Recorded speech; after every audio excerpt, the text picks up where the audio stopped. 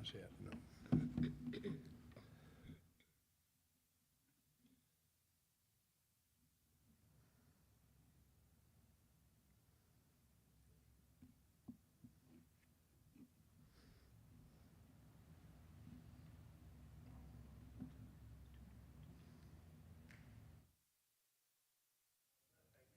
You are, thank you. Well, good evening, everyone. I'm Chris Collins. This is Mrs. Gresham and Mr. Gonzalez. We are the Ad Hoc Committee for the Superintendent Search. We're holding a series of these meetings throughout the city in all different districts for people to come and to give us input, which we will record, and then we'll pass it on to the entire school committee to gather people's opinions on the abilities and the skills and that we should be looking for in the next superintendent of schools. As the school committee goes forward with its search, what should we be looking for? This is not a meeting for anyone to announce that they are a candidate or to advocate for someone who may or may not. We don't even know who the candidates are.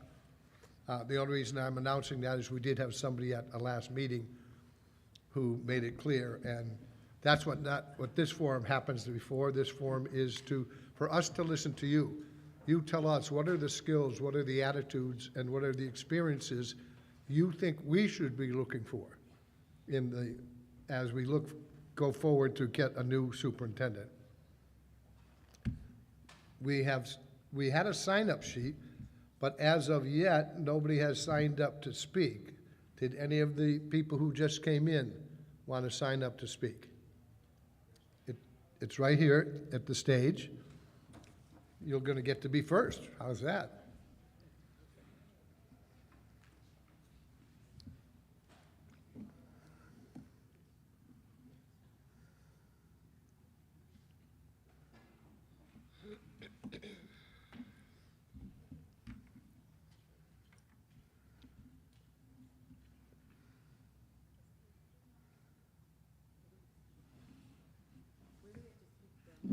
There's a microphone right over here, and that way the people in the room will be able to hear you, hear your question, or hear your comments as to what we should be looking for. Thank you, Barbara. And we're going to record all of your suggestions on what we should be looking for, and that'll all be collated, and we'll share that with the entire school committee, just like we did in the first meeting.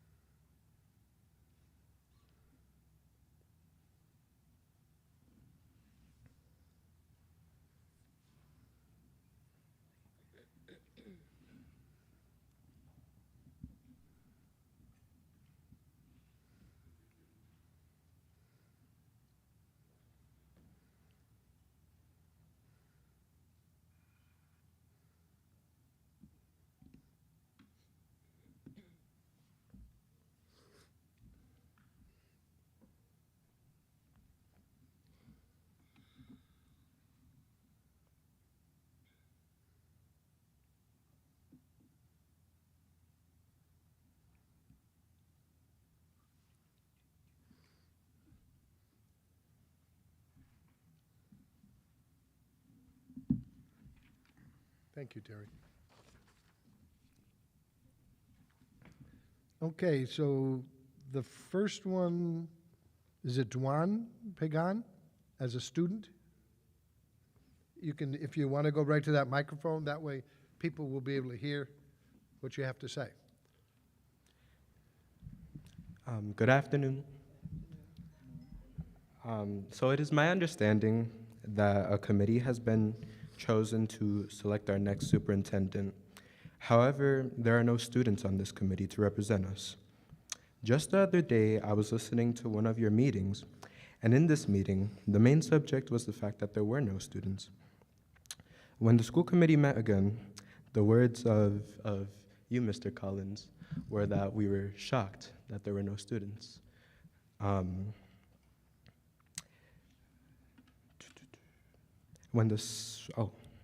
We were shocked that there were no students. But my response to that is, where was the outreach? Where was the robocall sent to parents? Where was the mailer sent home? There are many things that could have been done, yet the alternative was to add a parent. But, you know, as you said, we had to do something. You know, there's 8 students right here who are part of PVP. So what you could have done was, you know, come to us. You know where our location is at. You have our email. You could have contacted us. You could have said something, informed us that we could apply to be part of the screening committee, because I think that there wasn't enough done to get students. When, you know, we've come to many public meetings, we've come to give speeches, and yet, you know, there's students right here who would have loved to be a part of that committee and part of the process, but yet we just didn't know because we weren't as informed as we could have been. My second point is I'd like to talk about my experience here at SPS. I'm a junior now, so I'm about to graduate next year. So I started school at Glickman Elementary School from kindergarten to 3rd grade. When I was there were no Hispanic teachers that taught me personally. Devon, are you going to, we're here to hear what you think we should be looking for in a superintendent. I'm about to Okay, get to all that. right. There were no Hispanic teachers teaching me personally, and there was only one in the building. After 3rd grade, I went to Brunton, and at Brunton, there was 2 Hispanic teachers, and none of them taught me personally. I then went to Chestnut Tag as my middle school. At Chestnut Tag, there was no Hispanic teachers in the building whatsoever. It was until I was a sophomore at my current school that I was first taught by a Hispanic person. When 69% of your student body is Hispanic, I think they would like to see somebody in a position at superintendent be Hispanic, be somebody who understands them, understands their culture, understands what it's like to speak a second language, understands that, you know, the majority of the students here are Hispanic. There's barely any Hispanic teachers, so I think the least we could do is look at a candidate, if there are any Hispanic candidates in the pool, and look at their qualifications. I know last time when we had a superintendent search, the person that was before Warwick was somebody of Hispanic descent. They came from Florida. They were originally a principal. I read this earlier, a couple hours ago. I believe they were somebody of Hispanic descent, and they were passed. It was the one before the one before. But Yeah, that's okay. well, they were in the pool. But my point is that they were passed up. And when we have a body of 69% Hispanic students, we should look towards educators of color, somebody of color to represent our students. Because the second highest student body is African American. So that's just my point. Thank you. Thank you.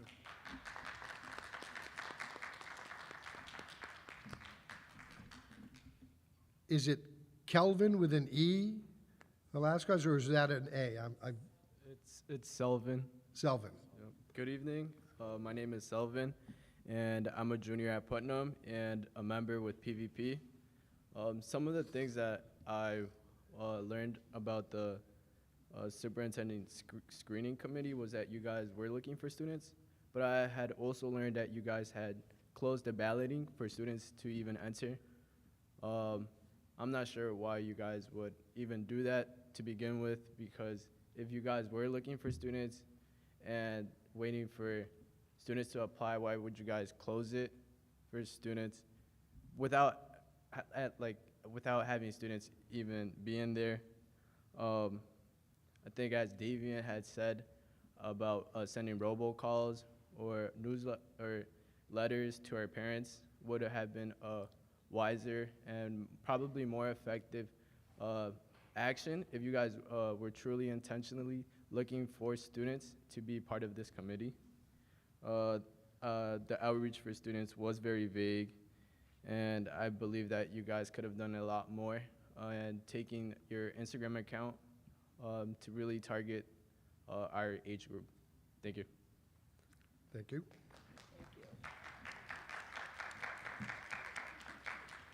Naomi Edwards, also a student. Hi, good afternoon. I'm Naomi Edwards. First, I want to reiterate that this is a public input meeting, so everything I have to say is regarding the superintendent search, so please don't interrupt me like you did to Mr. Pagan. So I'm a junior at Springfield Honors Academy, and today I'd like to express my frustrations with how the selection committee was formulated, and then my concerns regarding the superintendent search and selection. So first, I'd like to acknowledge my appreciation for the efforts made in creating the selection committee. Choosing to involve community members in this process will hopefully be of benefit. However, I've noticed some shortcomings in outreach and student recruitment for this committee. There is not a sufficient amount of communication on you guys' part in letting students know that they can be a part of this superintendent search. Posting about this matter on a website that is almost never visited by students does not cut it. I work 2 jobs, take 4 AP classes, and do a sport. In a busy school and work week, many students like myself do not think, oh, let me check the SPS website. This should have been communicated in a different way. There are far more effective forms of communication to ensure that there is participation from students.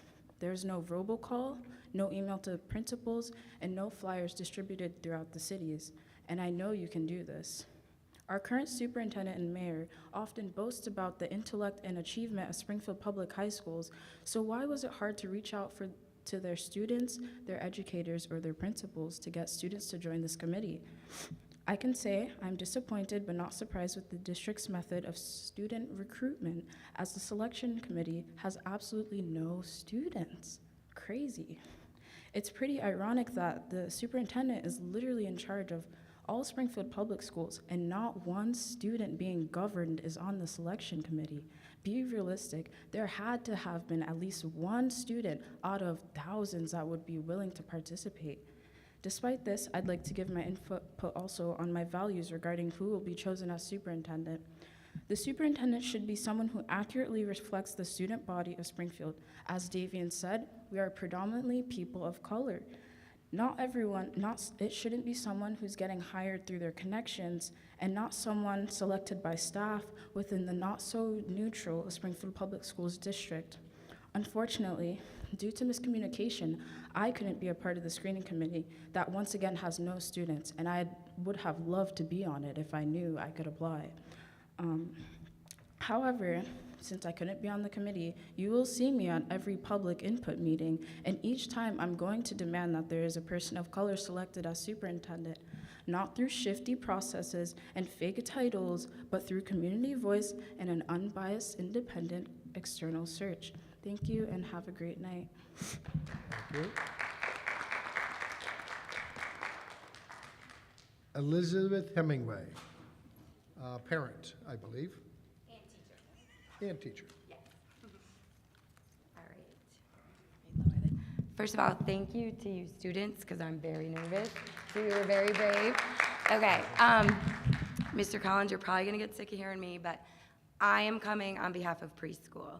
We are in our 2nd year of universal preschool. It's not all rainbows and butterflies. It's a lot of work. It's a very long day. Our facilities are not appropriate, but still we're there every day, treating, loving, caring for our very youngest learners. We are the gateway of education for the city, and I'm just begging that we keep early childhood at the forefront. We're often left out of things. Most things are grades K to 8. We are pre-K to, or K to 12, I apologize. We are just as valid members of this community and this school system. We are not babysitting. I challenge anyone to come in my room at Valiant Preschool. Not babysitting. High expectations, lots of behaviors, lots of needs. So I am just, please consider early childhood, because we still have a lot of kinks to work out. We're getting a lot of kudos for being universal preschool, but we have to do it the right way, or else we're not serving the children, and such teacher burnout right now. So again, please look out for our 3, 4, and 5-year-olds. They are our first students to enter the system. Thank you. Thank you. Mark Dorsey, end-to-end, which I assume is neighbor to neighbor.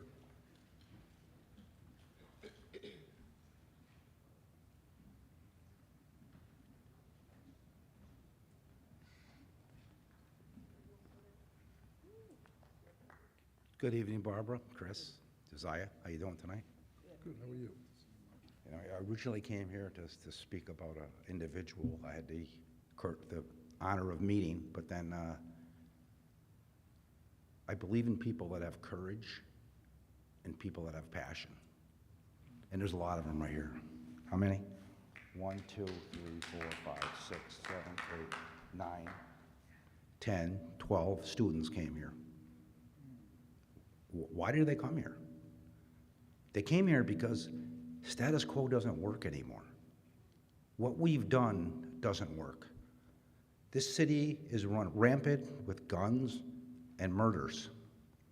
The next superintendent of schools will be responsible for the people, like the young lady said, that are in preschool. The 4 of us, or maybe the 3 of us, won't be here more than likely in 16 years. But more than likely, whoever becomes a superintendent in the schools will be responsible, not for me, for his kids, for her kids, for her kids, for her kids, for her kids, for her kids, for his children. Whether you believe me or not, there was a guy who lived in Springfield. His name was Russell Seelig. And if you're familiar with what Russell Seelig did for the city of Springfield, I'll tell you what he did. He spent $75,000 of his own money in 3 years of his life to get billboards properly assessed on West Columbus Avenue. That money brings in a considerable amount of money to the city of Springfield. Now, Russell Seelig didn't do it for himself. Do you know why Russell Seelig did that? Because he cares about people that are sitting behind me, the students. Because he cares about their kids and the children that are going to come after them. Because he cares about mankind and he cares about the future. The next superintendent of schools must have courage. Courage. Courage to stand up to status quo, because status quo doesn't work. We need to change. And if you think status quo works, and if you think something that's going on is working now, well, let me tell you the truth. It didn't work in Minneapolis how many years ago? That was status quo. It doesn't work anymore. Our next superintendent needs someone that has passion, unbelievable amount of passion, like the students here. Passion. People that want to see change. We need change. Change is good. You know, the only reason I came here is because I met a guy probably 10 years ago who had passion I'd never seen before in my life. And believe me, I remember Bobby Kennedy and his brother Jack, Teddy. I remember all the ones that had the great passion. This kid had so much passion, I spent a lot of time with him. And you know what he said? He said, be in the book, don't be the one that reads it. Josiah remembers him. His name is Javette Robles. Yeah, that's why I joined Neighbor to Neighbor. So please, if you're going to make a decision one way or the other, remember, the person also should be highly educated with a PhD in education. That probably would be important. But the most important thing is the person understands the students who are behind me. They have to understand the students. It can't be a politically selected position. Those don't work. It has to be somebody who supports the students behind me. Not only the students behind me, but their children and the next generations. Because I'll probably be long gone by then. But you know what? It's like Javette said. What do you want to be remembered for?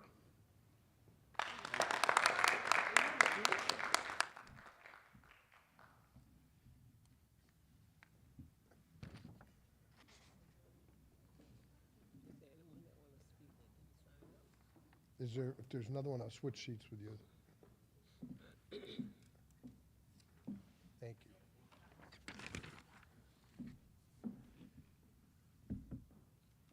And Muriel Holloway, a member of the community. Muriel?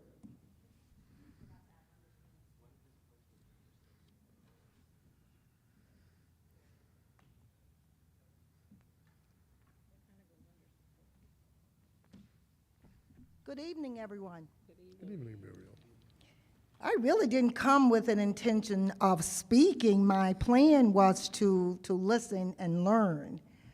However, as I kind of sat and looked around, I thought, well, you know, I probably should say something. I do have a couple of concerns, and I'll cite those right off, and then I'll get to the initial assignment of stating what I'd like to see in the new superintendent.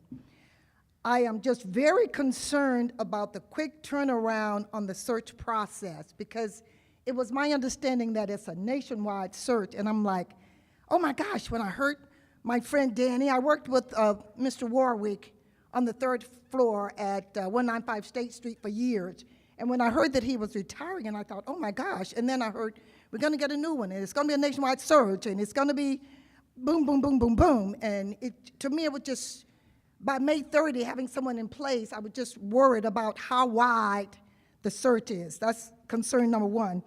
The second concern is the lack of community engagement in the process, and people are kind of like just hearing here, and that's been addressed already, so I'm being redundant. So what would I like to see in a superintendent? I certainly want the individual to have demonstrated success in impacting on those aspects that affect student achievement, because we are talking about education. Demonstrated success, things like a demonstrated success in improving student achievement and through attendance, for an example, demonstrated a success in engaging families and parents in the process of educating the children. I'd like demonstrated success in recruiting appropriate teachers, recruiting and retaining appropriate professional people to work with our children. I'm a parent, I'm a grandparent, I am now a great-grandparent. So I'm looking for people who can be really helpful in combining with families to get the best from the children. I'd like someone who is committed, someone who has a commitment to serving the community, not just a paycheck. We know the paycheck is attractive. So we want somebody who has demonstrated they have a commitment to serving in the community, and that has been demonstrated. And certainly I would expect or hope or look for an individual who is culturally sensitive to all of the populations that we have in the city. Thank you. Thank you, Muriel. Is there anyone else there who like Muriel, thought they were coming to observe, but realized that they had something good to offer, who'd like to sign up? Sure, why don't you just, rather than sign up, since you're here, why don't you come down and tell us who you are? And then afterwards, if you just let Patty know for the record.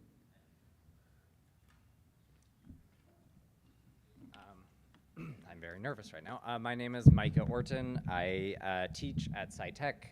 I am new to this district and I am new to this community. But I have worked in a number of districts out west. I have worked in districts out in the east here, and I have worked in districts across the ocean.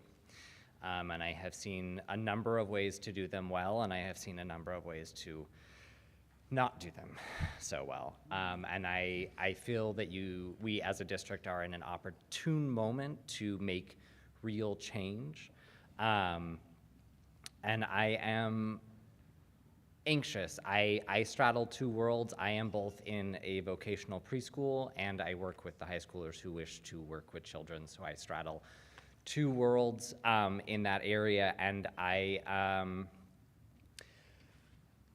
am hoping that as we are looking around for our candidates, that we are considering, I'm not going to reiterate that we would like to find somebody who is representative of this community, as has been said and is necessary, but also somebody who understands what it is like to be in a classroom, and importantly that as a public school, we are not a capitalist venture, that we are a public service, and that in order to do this job well, if you will ask any teacher, requires more hours and more energy than is in our contracts. And that is the same kind of effort and energy and enthusiasm and commitment and love for what we are doing and the communities that we are serving. We should expect the same from our superintendents. I have had experiences in Springfield and at Sci-Tech recently that have changed how I have felt about being in this profession, and I was a little disappointed or greatly disappointed by the way that it was handled as an administrative event. So I would like to see people who understand what we are going through, who come when they come into my classroom, ask my name and check in how we're doing after we've experienced a traumatic event as a school, which was not the case, despite the fact that the current superintendent did in fact come to our classroom, but did not check in with anybody who was there about how we were feeling the day after. We are here for our kids, and they should be here for our kids as well. So that's all I have to say. Thank you.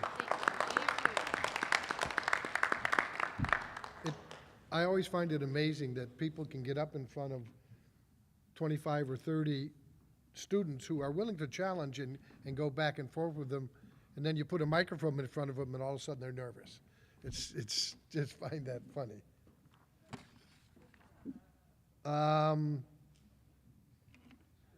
It's Aaron Rodriguez, I believe. The student, is it Aaron?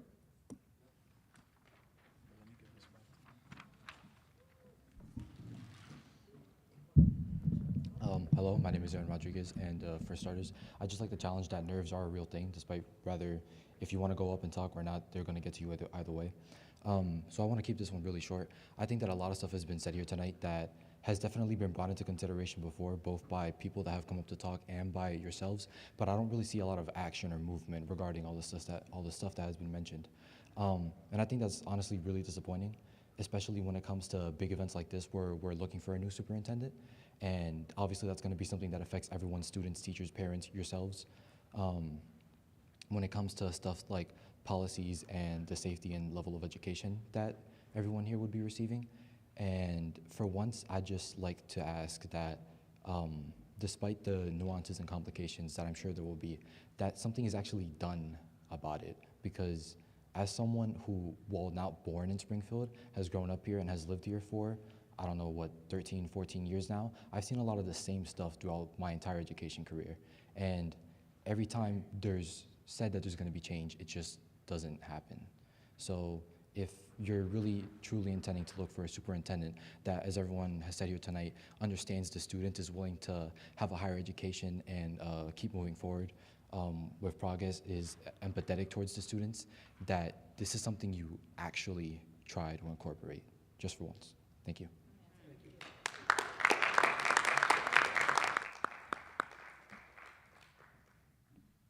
Oh.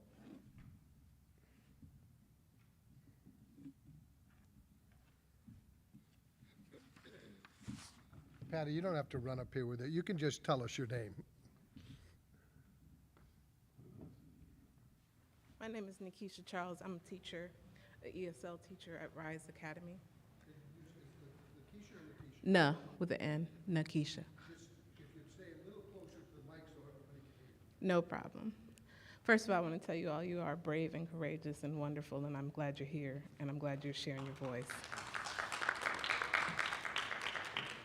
To the current committee, I'd like to tell you that if you really want to show that this is a community effort, then your opportunity to make a change starts now.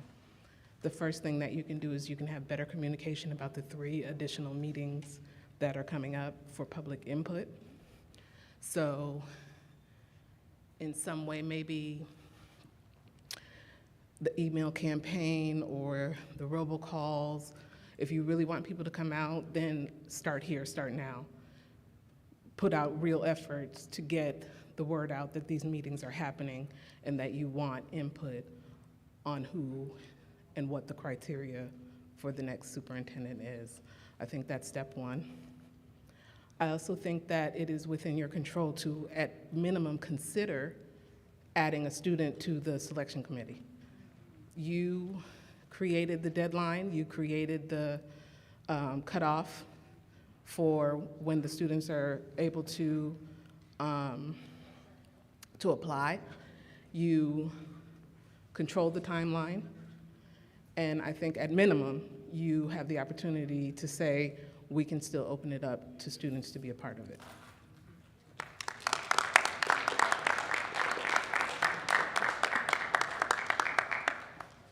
Hi, everyone. Dr. Paula Starnes, Springfield resident, native. I'm also an educator.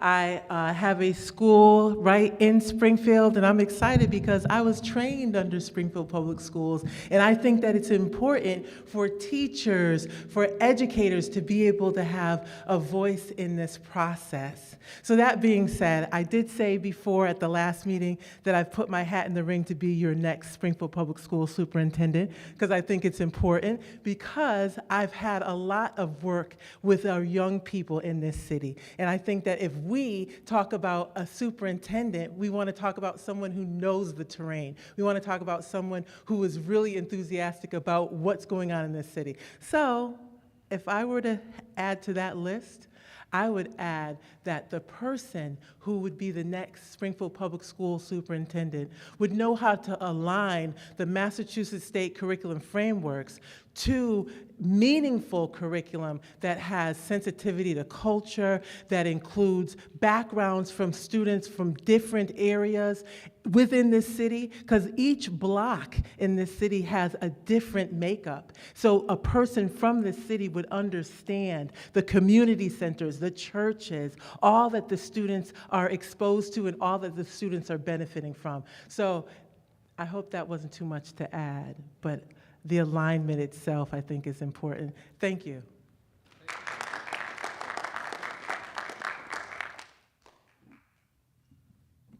Pastor, can you read that? I'm not sure if it's DeFries or, first, it's Pastor. Are you, someone signed up? Come on up to the microphone, sir. I did see your hand up, yes.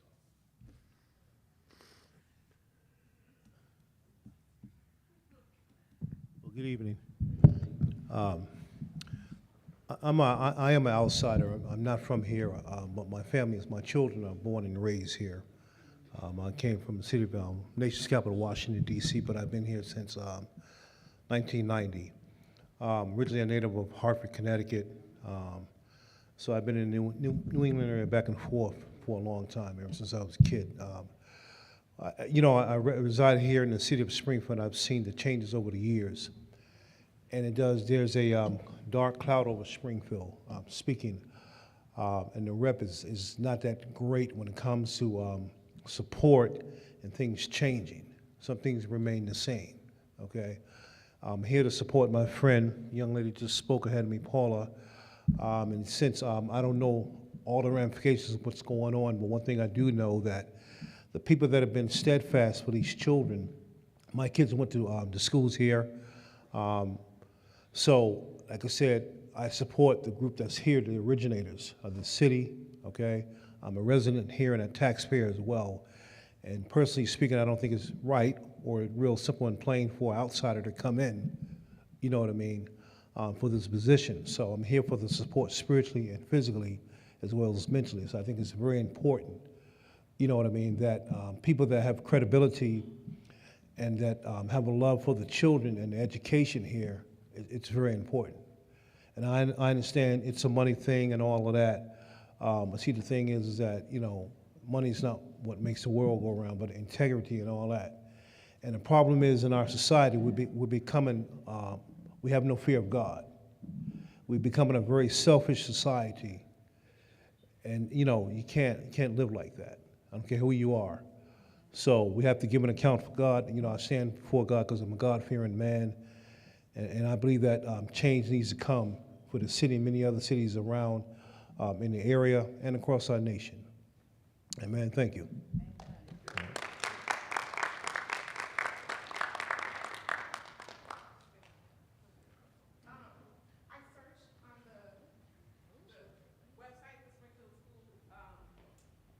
Website for the Zoom link for this tonight, and I couldn't find it anywhere.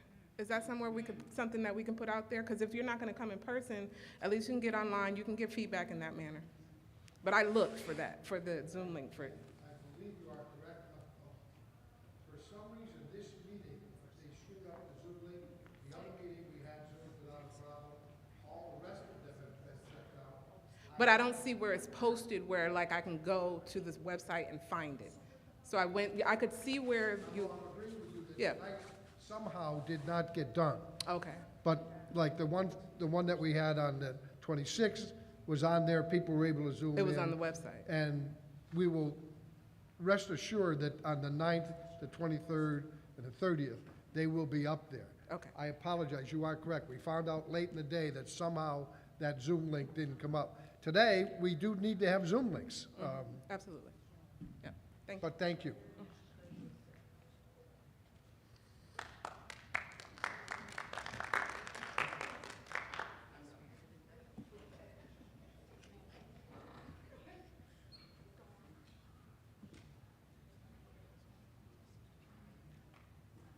Sure, sir.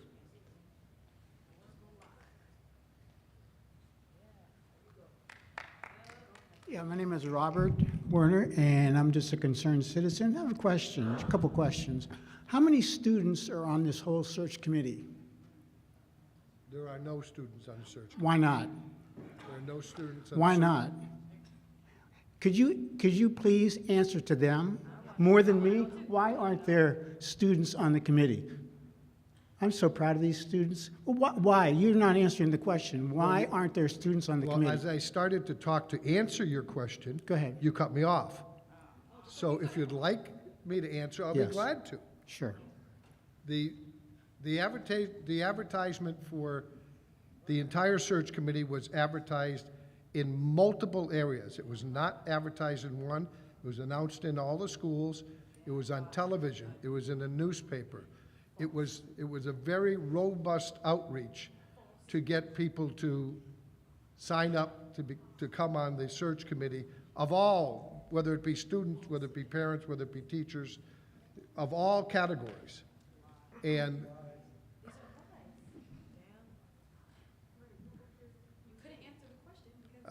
excuse me, I am answering the question. I'm speaking to this. I'm not going to hear the debate with you. It was Azel Kavan. There was a robust outreach, and it was in many, many areas and in many formats, and it was sent out everywhere. It clearly wasn't robust enough if there were no students. Excuse me. I can't Thank you. control No, what people don't pay thank you. attention He's not listening to you. to.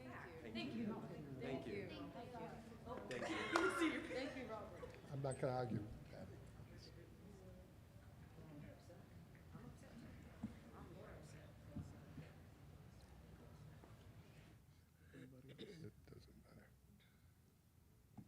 Was that a hand going up that back there, or just moving your arm because you're?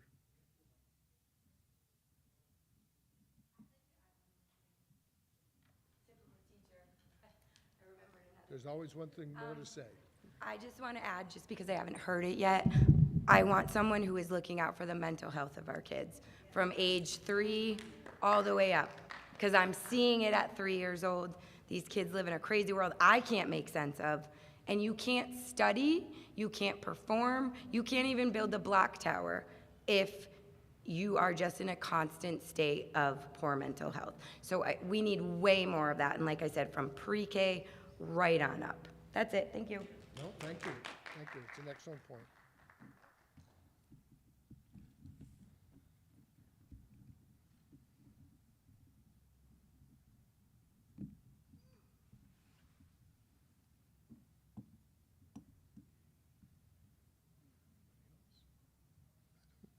No, there isn't, but we can wait in case somebody comes in. I don't see anybody else out there right now who wants to speak. But we did say that. Emilio, is that?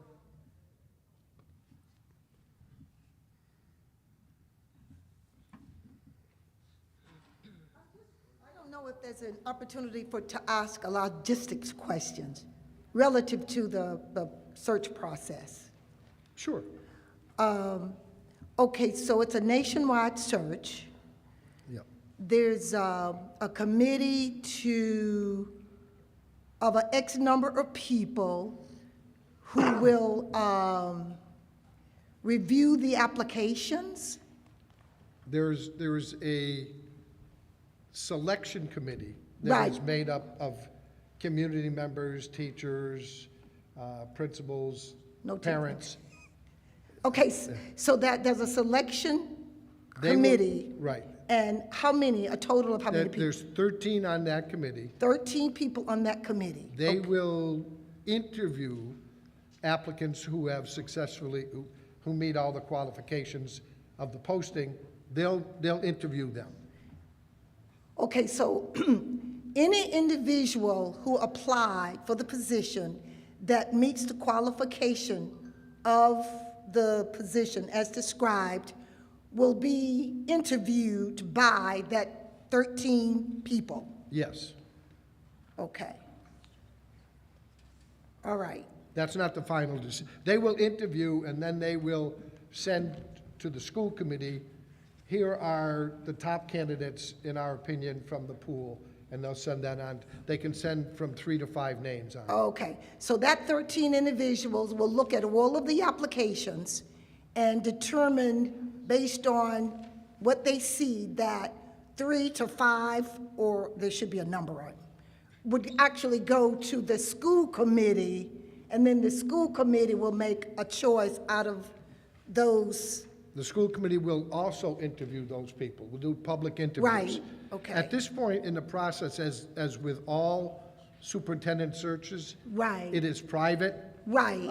And to the point, when you're going to get to public interviews, every candidate has to be informed, okay, your name's going public. Right. And then there will be public interviews Yeah. of those finalists. Yeah, I just wanted clarity around those 13 individuals. The selection group will read all applications, all of the applicants that comes in that qualify. They will be privy to look and read those, and that selection group will select the ones that will go to the school committee. Well, there's a two-step process. As we were asked at one of the meetings to have the screening committee, who actually do the interviewing of the people who are qualified. We're asked to get an outside agency to review the applications and determine who met the qualifications that were listed. You have to have this A, B, C, and D. And then that group is given to the screening committee. The people who do not meet the qualifications are not being passed on to the screening committee. Okay, so the 13 people, that selection, they will be seeing everybody, and they are going to give it to the screening committee, or vice versa. The 13 people will be interviewing the people who have met the qualifications, Right. yes. Okay. Yes. Well, the screening people, where does that screening, who makes up that group, the screening? They were people who applied as a role, as a parent, as a No, teacher. oh, that's the selection group, right? They're called the screening committee. Okay. They're not, the only one who can choose the superintendent is the school committee. Right, So they're the screening committee. They do the first round of interviews. okay, okay. So we're using that It's 13 terminology. people, That's it's the still that term. 13 people. They're gonna see all of the applications, and they will do the screening, and they will recommend to the school committee. They are going to see the applications that meet the minimum qualifications. The private entity was hired, go through the applications and take everybody who meets the minimum and put them in a pile and give them to the screening committee. Oh, so who is the private entity? How did they get, what's the private entity? Bulkley, Richardson, and Jelinas, a law firm in Springfield. Okay, and they got selected by whom? Yeah. The school committee. Oh, the school. We didn't, people said they did not want us to use our in-house attorney. They wanted us to use someone from outside the system. So we used someone from outside the system. We did not use, even though we have an internal attorney, we didn't use the internal attorney or our HR department to do that. It was kept outside, and that it was an independent look, and the privacy is protected by being done outside of central office. So to look at applications and to determine if they met the qualification as were stated in the posting or the advertisement. Correct. It required an attorney, Is that the process? That's why I just want to know. The process is usually you hire a firm. They have attorneys and they have paralegals. They have attorneys who work in education. It's a whole law firm, and they look at the application and say there were like 5 minimum things that you had to have. Right. Do you have that? Right. If you have that, on you go. They don't make any more decision beyond that. Okay, I just wondered why it takes a legal firm to do that. That was just a. That's what we were asked to do. It was By whom? either. By the school committee? I'm just trying to understand. I really am just trying to understand it. I just was trying to understand the People- process, yeah. At a school committee meeting where there was public input, people wanted an independent agency and not the school department to do that part of the process. Okay, That's what they asked for. okay. Thank you. You're welcome. Wait, give me this. So, when I think about integrity and I think about the process, it's important for me to understand what's being said. So, a law firm is a precursor to the screening committee.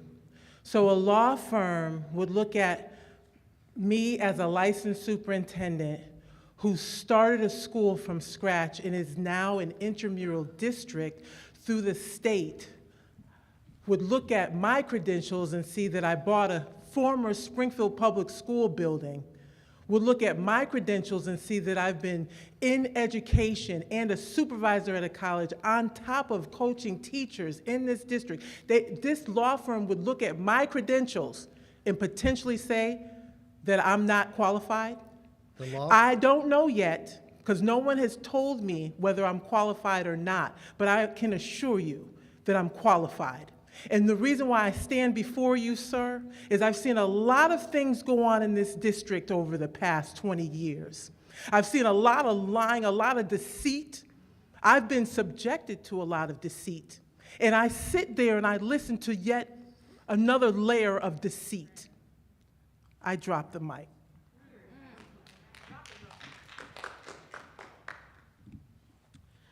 So going back to what we were talking about students, how can we actually ensure that students do have a true voice in this process, other than these public hearings? Because this is not a way, an official way like the screening committee. Will you add students to the screening committee? Even if the application is gone now, will you add students? Because if these students are here, if I'm here saying that the process was not robust enough, if I felt like that, if I felt like I couldn't be on the committee, I would like to have a chance to be on the committee, on the screening committee. If there are meetings left, and if there is time to select the superintendent, if we have a month, 2 months, any of these students can participate in those meetings, participate in the process, because we only have 2 years left. We want, I have a baby sister who's about to enter SPS. We want to have a chance to influence the system for the better of the next generation while we are about to leave. Students deserve to be on this committee. Which is why we did solicit, and the process, when the process closed, it was announced that it was going to be closing, it was announced before it closed. It was When? Where? Through what systems? It was announced, and I know people are going to say you're lying because they're mumbling out in the audience. Okay, I'm not going to go through this. I'm not going to go through this. It was announced in many different. I can't control what you look at and what you see. I can tell you that it was that it was announced in many different forums. Does the school committee have the power to open it up to students? At this point in time, no. They already voted on the process. The screening committee is about to start its interviews. At this point in time, it has gone through. When are they going to start? And and you don't have to answer this. Do you just not want to, or do you not have the power to? You don't have to answer. You don't have to answer. I love questions that are put together as an accusation and then told you don't have to answer it. Hi. I have a clarification question.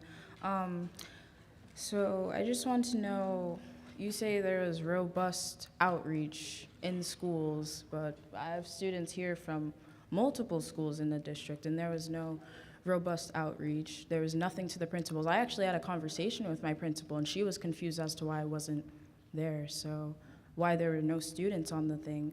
So once again, like Mr. Pagan, I'm asking, you control the timeline. As someone mentioned before me, you guys control this whole timeline. I'm sure if you open up this application for literally a couple more days, you'll get students to apply, because it just doesn't sit right in my head to have this committee there to screen a superintendent with no students. So like Mr. Pagan asked, are you willing to use your power in a beneficial way and open up this application and add at least 2 students to the committee?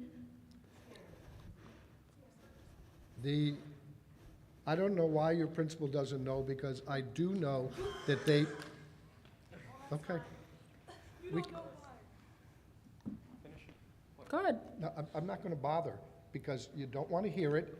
All you want to do is make snide remarks about what you hear, so there's no sense No, to I want to know the answer to the question. I'm at the mic, and I genuinely want to know. I'm not making any slide questions. Every so principal you owe me was that. given more than one communication to announce to their staff and to their students. Every principal was was sent to every principal. I don't know why your principal says they didn't know, because it was distributed. How many schools are behind me that didn't get any communication about this? You said it was robust. It was not robust, clearly. Thank you. You're welcome. Thank you for answering my question.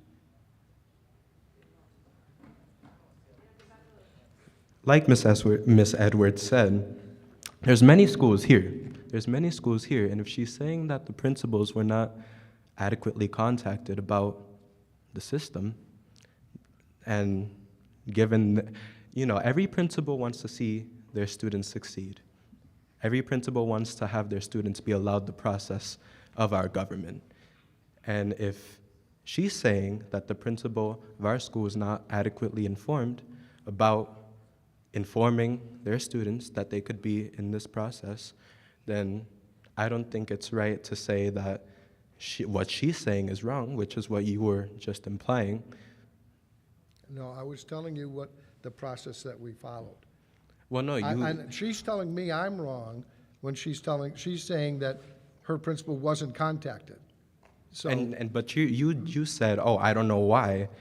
because they were all contacted, sir. That's what I'm telling you. But if they were contacted, then they would have informed their students.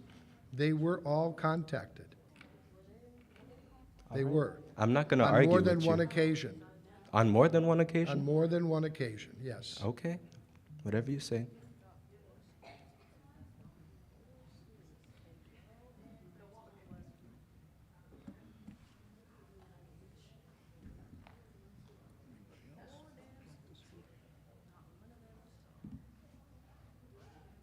Is there anyone else who'd like to speak?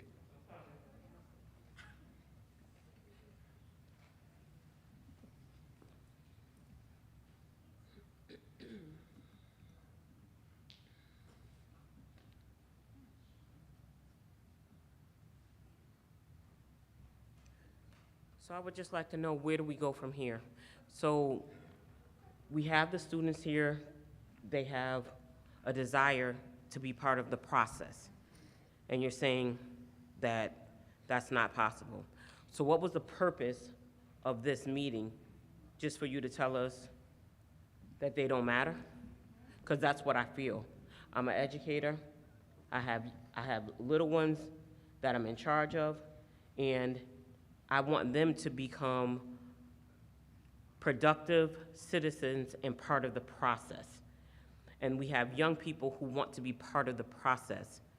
And as school committee members, you have the power, or hopefully you do, the power and the gumption to say, you know what, we got to do something different. Because for the past 20, 30 years, we've had the same process and they weren't included. And so they're begging. I hear begging. Can you make it, can you open it up for us? And so I implore you to let's open it up for them. Let's do something different. Step out of the box and do something different for our babies, because that matters.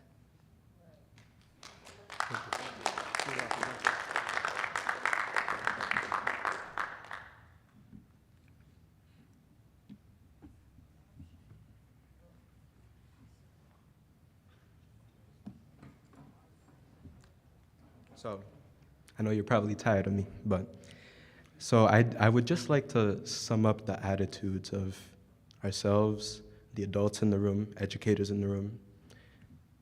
Everybody that has come up to talk in this mic has stated that they would like to see students on this committee. They would like to have increased transparency on future meetings every Tuesday. They would like to have more public input through the way of the screening committee. So I would just like to give you one last opportunity to think about it, act. If these people, part of our community, are saying that they would like students to have a chance, given a chance to have a say, then I think you should do what's right. Let students voice their concerns through this committee, because, you say we were given a chance to apply, but if we weren't adequately informed, then this is your chance to do something, open it up, maybe for the next couple of days, maybe give us 5 days to apply. Increase knowledge about it, open it up, send a robocall, a mailer, specifically for students. This is your chance. Act on it.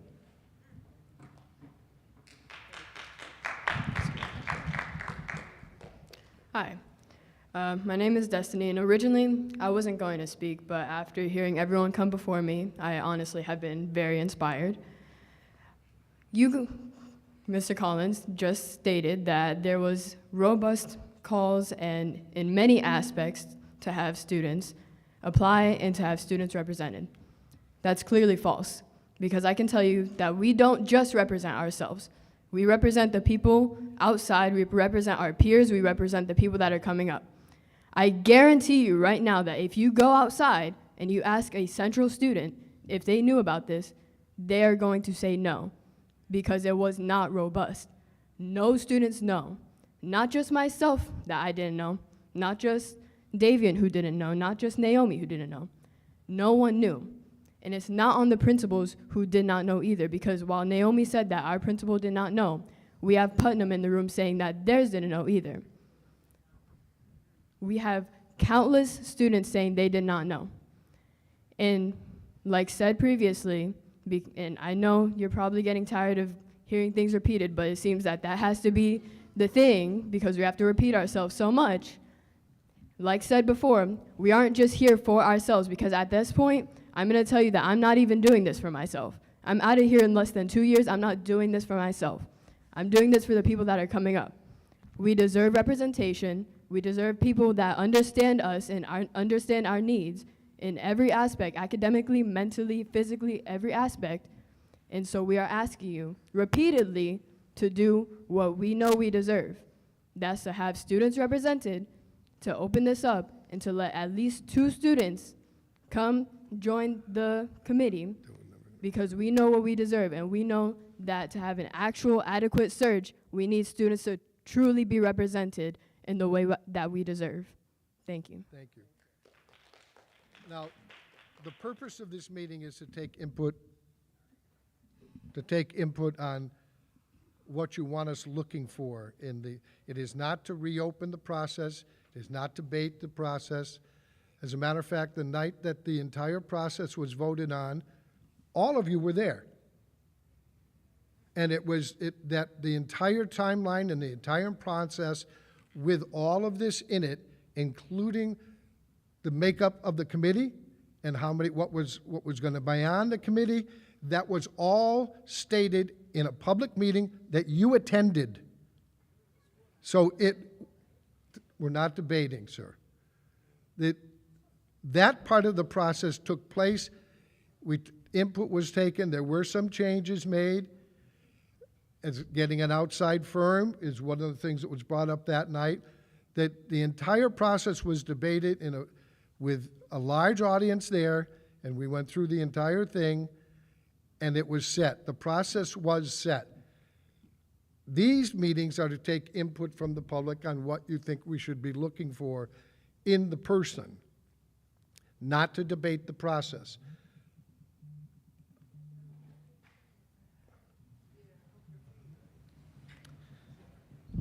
So if what you would like to argue is that we aren't asking for what we're looking for in the superintendent, and instead looking for what can be part of that process, then can I just say that this is part of what we're looking for? We're looking for someone that is willing to do what you don't want to, for whatever reason that may be. And you can say how many ever times you want that the process has already gone through, but clearly it isn't working well enough, because we've had my fellow students here, a bunch of administration, come up here and tell you that what you did wasn't working, and now you have a chance to fix it. But why not again? Is it because you're adamant on the process that you had set in place is working, or because you don't want to fix it because this is working for you instead of us?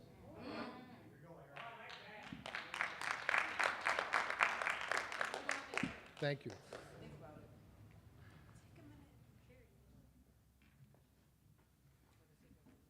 Does anyone want to give? Just one more question.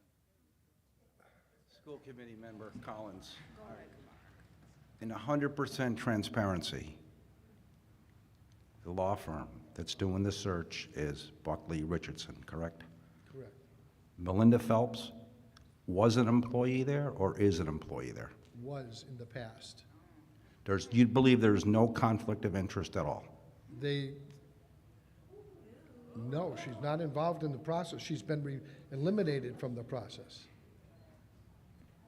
She has nothing to do with the firm anymore? She has nothing to do with the firm, no. You don't believe there's any conflict of interest?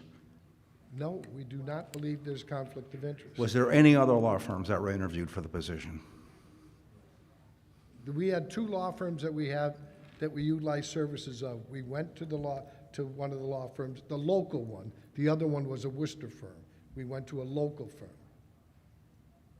So you interviewed 2 law firms and one was a We local? didn't interview. We currently have contracts with services for when services are needed for specific things. Correct. One of them is a Worcester firm that does negotiations. Understood. And the other one is Bulkley Richards local. Sure, but there's no conflict of interest? No, sir. Just thought I'd ask. No problem. That's okay. The other crazy question I have, Mr. Gonzalez, Isaiah, right? Josiah, and Barbara, do you have any input on this? Would you mind sharing some of your experiences as far as this goes? Well, we're actually here to listen to the input from the community, and I love hearing what the students have to say, and I hope they'll be at the next one, which is next Tuesday at D-Berry. And think over the weekend or during the week what you really want us to look for in a superintendent. What you want, what do you want? You want someone to have experience in urban education. It's unfortunate. Oh, thank you.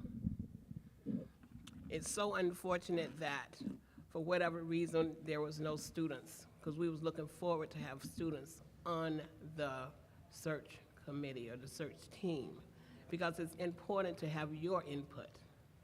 You're the ones that are going to benefit from the new leadership in the district.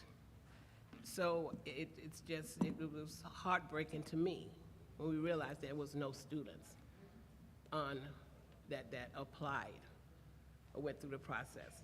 It's unfortunate if the information didn't get out to you, to the students, because we value your input immensely. Hello. The gentleman to your right, when we get older, we kind of forget which one's right and which one's left. It's nice to meet you. I haven't met you prior. I just have this question to me that it's so simple. And if I'm in charge and I make a rule, can I change the rule? If I'm the entity that made the rule, can I adjust the rule? That's just a question. If I make a rule, you got to be in the bed at 10. And if I decide that it probably is okay if they stay up to 11, that's just my question.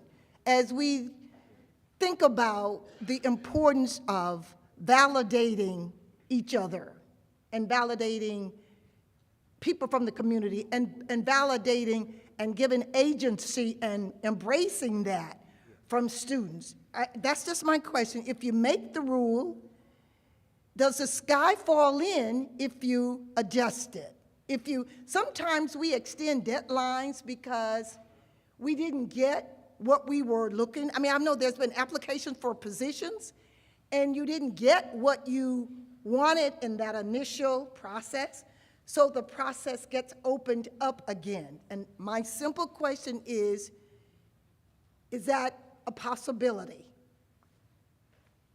Well, I think to answer your question, I think my colleagues have tried to reiterate that the purpose of these community listening sessions are to get input from everybody in the community, including students, parents, other stakeholders, on who we should be looking for in the next superintendent.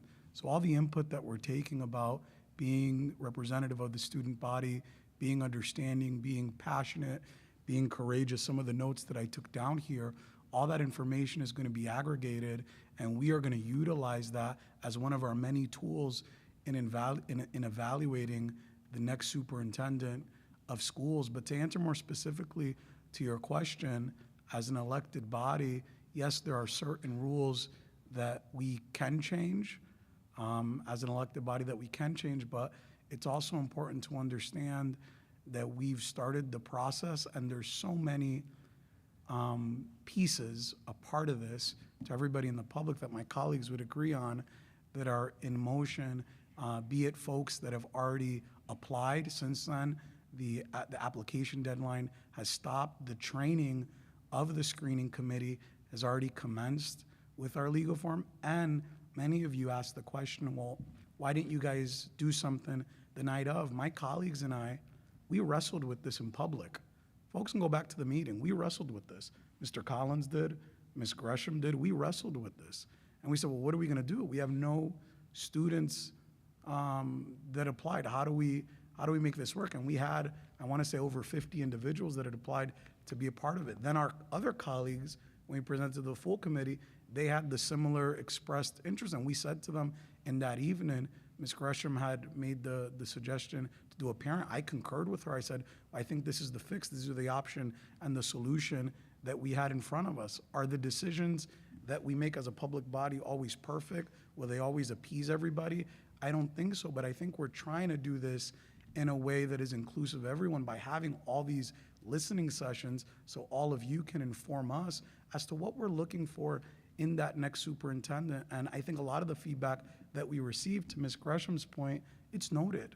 We're taking it into consideration, into account, but this evening as a body, this really isn't the venue for us to have those deliberations because we didn't post publicly on the agenda that was going to be in discussion this evening. It really is a listening session. So thank you so much for your question, ma'am, and I hope that I answered your question in regards to the rules of the body.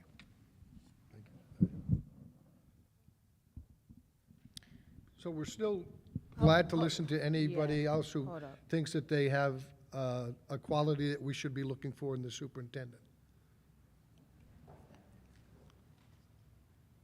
Be courageous today. As you say, you take notes, and we want somebody who's courageous and passionate about what's going on and about our students, us as a body in a whole. So be courageous today and make that decision because you have the power to add 2 more students to the selection process. And yet, all I'm hearing is excuses as to why you can't. But you can. You just don't want to. You have all the power. Money is not an option. Resources. And everybody here telling you exactly what you need to do in order to change and make Springfield better. But you're not. But you can. And you need to. And that's that. So, earlier, you said, when talking about us and our voices, you said that we attended the meeting where you decided what the process will look like, yes? Yes.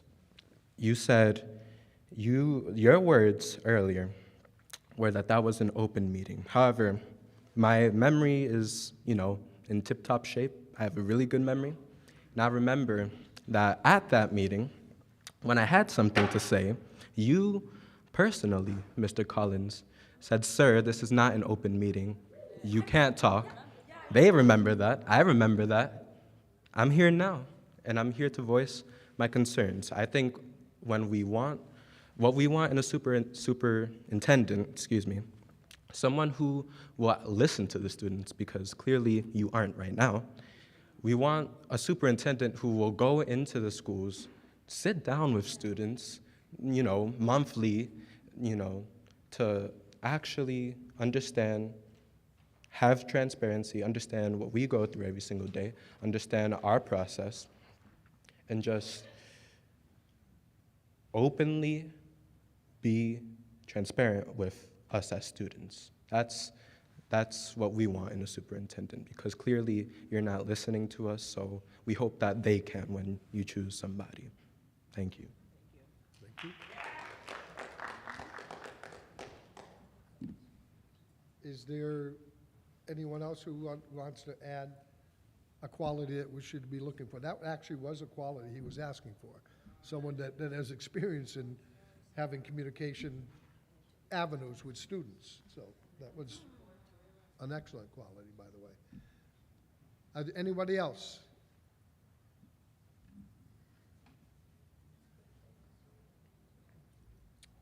Well, we were scheduled till 6:30, so I, for one, will sit here till 6:30, just in case. I don't want, because it was posted from 5 to 6:30. So just in case someone thought they were going to run out of work and come in at the last minute, I don't want them to come and find the room empty. So I'm going to stay here and wait.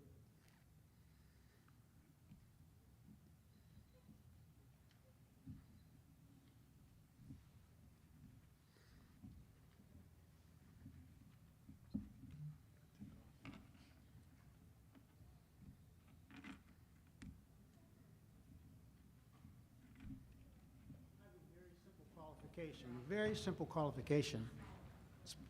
A person of color, that's it. You should be a person of color given the diversity of the Springfield Public Schools. If it's not a person of color, the school committee is derelict.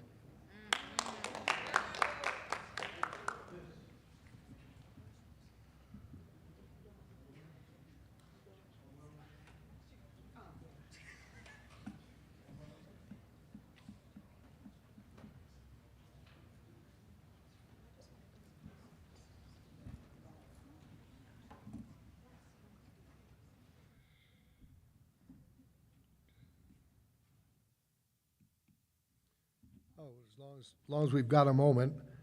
The next meeting is Tuesday, the 9th, at DeBerry Swan School in the cafetorium. The one that follows that is April 23rd at Brightwood Lincoln School, again in the cafetorium. And the final one is April 30th at Frederick Harris School in the library.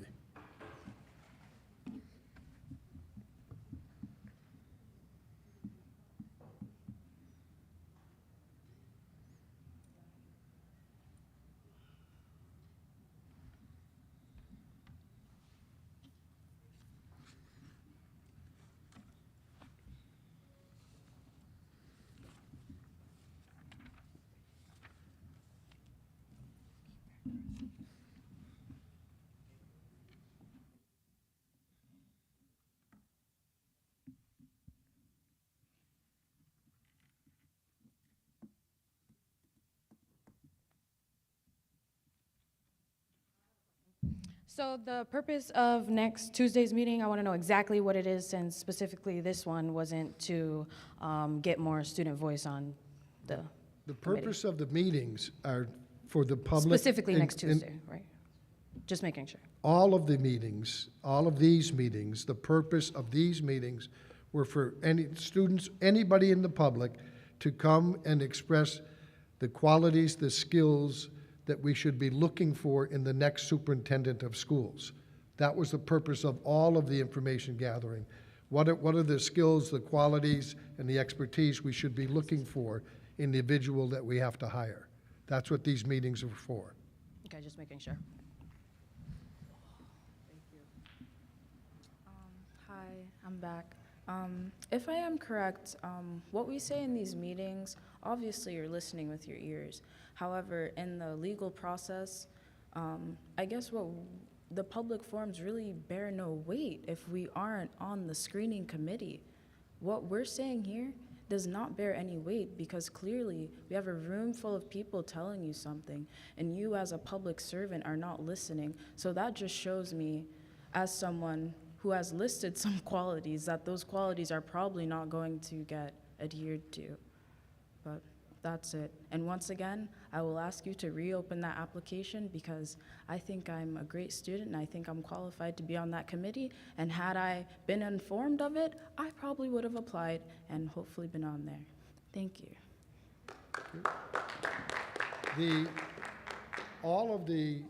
From all of the meetings, it is all being recorded, will be passed on, the thoughts and the process of what people believe we should be looking for will be given to the entire school committee. The entire school committee are the individuals who will choose the superintendent. So they will take this input and review it prior to the interview process to see what does the public believe I should be looking for in the individuals who are interviewing in front of us. So the purpose of this is not just for the three of us. All of this will be transmitted to the whole committee. I'd just like to say that what you just said, you sound like you're speaking about the school committee as if you're not a member yourself.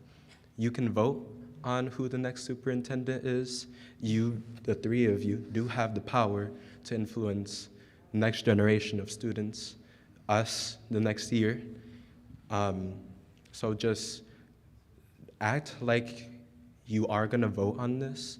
The three of you, your votes do matter. And don't act like, you are the ad hoc committee, but you're not gonna vote on who the person is, because you are. And take what we say into consideration when you do make your vote, and, listen, act. If any of us gave the impression that we weren't going to vote, we certainly, that was not our intent. No, that's not what I'm saying. We are part of the full committee. We will be voting, and quite honestly, your input and the skills and what you're telling us to do, we're here to hear it live, which makes more of an impression, I think, than even reading it on paper. So we are hearing you. Well, make sure you vote. I just want to ask you, your system, how long have you guys had this, how long has this, the way that you do this, how long has this been going on for? The way you do it? The search itself? Yeah, with the law firms and all of that. This System is that you following a guys- similar process to searches all over the state. Okay. It's following a similar process to the one 12 years ago. Okay. Very, very similar to that one. Okay. We didn't have the kind of communication skills and avenues that we have today that we were able to take advantage of. By the way, in that team, we did end up with a student because people did actually say they wanted to be on it. But yeah, the process itself is pretty much a standard type process. Okay. It was advertised all over the country. It was advertised in educational journals and newspapers, in agencies that are for superintendents, agencies that are for teaching, agencies that are for school committees. It was advertised to all of them, and then they advertised it out to their feeder so that it was a broad advertising. Okay. I believe because these young people, they're the leaders for tomorrow, for our education and everything else that adds to it. I believe that the system needs to be shaken, like I said, these law firms. It's kind of intimidating for the young people. You know what I mean? Maybe there can be some changes whereas they get to interview the people, the candidates as well. From, all the school districts in the Springfield area, wherever in the city. And I think it needs to be tweaked some because, the law firm got you here talking for them, representing for them as a mouthpiece, and everybody's, coming at you.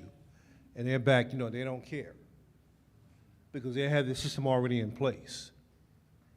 You know what I mean? So we know that money talks. We know that, that's obvious. So, but I'm just saying it's very important as I listen to these young people coming up, it's very important that they have a say in this, not just one, but a collective group. Like I said, again, they're the leaders for tomorrow. A lot of things what they're saying makes a whole lot of sense. Like I said, I'm new at this, so I don't know, you know what I mean? But I'm just here to support because I am a resident here in Springfield. Like I said, my children have gone through the system here, the school system. So a lot of things, I don't know, but I'm just sitting back listening and learning.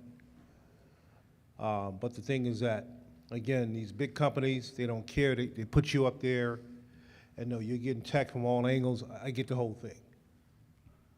but, you know, some changes do need to be made. Thank you. Thank you.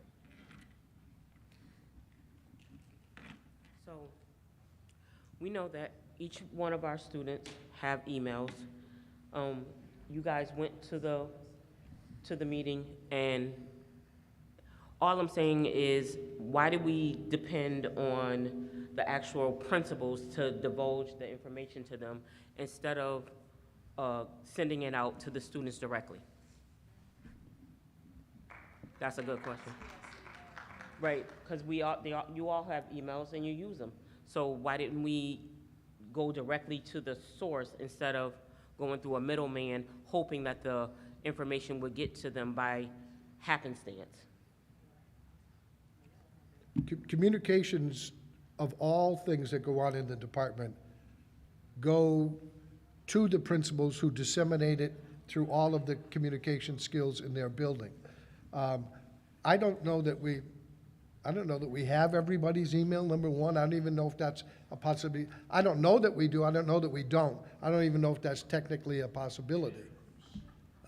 It is. But what I'm saying is as the committee, you have an opportunity to look back and say, hey, how many of those principals actually sent out that email?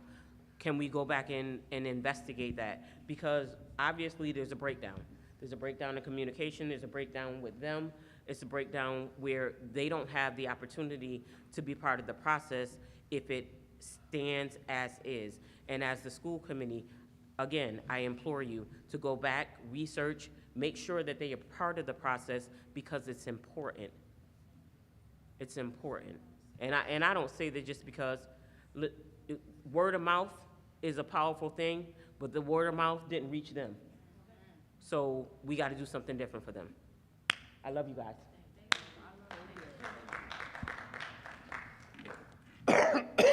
Excuse me.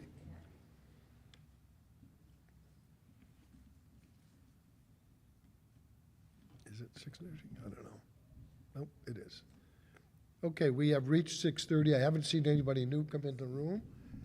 So this meeting will adjourn. Thank you all for participating. Thank you. Actually, we liked hearing everything that we heard.